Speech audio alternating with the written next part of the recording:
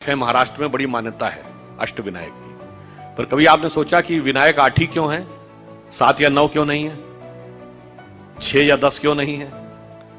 हमारे यहां कोई भी चीज बगैर कारण के नहीं है, बगैर तर्क के नहीं है।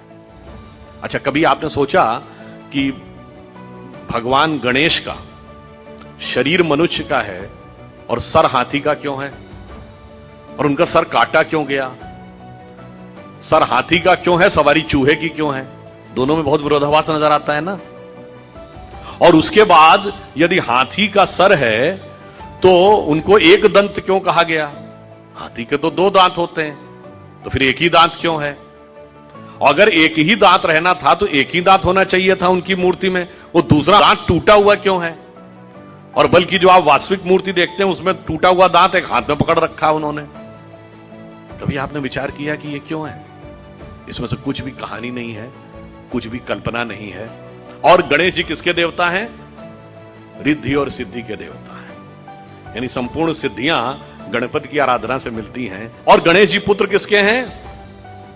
शिव पार्वती के। और शिव ने ही सारे आगम ग्रंथ दिए हैं, यानी जिसको आप कहते हैं ना, आपकी चेतना के जागरण के सारे स्वरूप भगवान शिव ने दिए हैं। अब समझिए गणपति के सारे जो स्वरूप हैं, इनका अर्थ और तात्पर्य क्या है।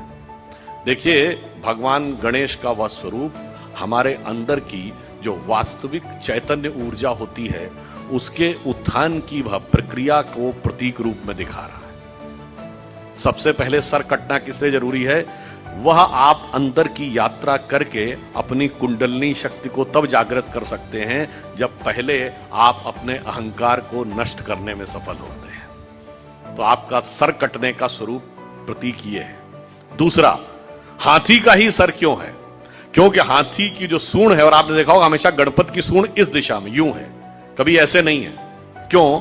वह उस शक्ति का प्रतीक है जो अपवर्ड्स है, यानी जागृत शक्ति, आपके शरीर की कुंडलनी की शक्ति जब वो ऊर्ध्व की तरफ होती है, उसका प्रतीक है। और हाथी इसलिए है कि हाथी के मस्तक में गज मुक्ता कहा जाता है। माना जाता है कि हाथी के यहां मस्तक में एक मुक्ता है, तो वो ब्रह्मरंध्र का प्रतीक है। और जब वो मुड़ी हुई सूंड ऊपर है, और चूहे की सवारी क्यों है? क्योंकि चूहा जमीन के अंदर जाकर अपना बिल बनाता है। तो जब आप एकाग्र चित्त होकर अपने अंदर की यात्रा में उतरते हैं, तभी जाके आप इस शक्ति को पहचान पाते हैं और उस शक्ति को ऊपर उठाने का सामर्थ्य पा पाते हैं। 8 ही विनायक क्यों हैं? क्योंकि 8 चक्र हैं, मूलाधार, स्वाधिष्ठान, अनाहत, आज्ञा, विशुद्ध चक्र और ब्रह्मरंध्र। और अब एक ही दांत क्यों है?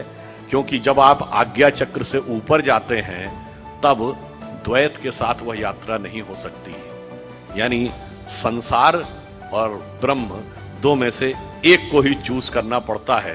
तो वह दांत टूटा हुआ क्यों है?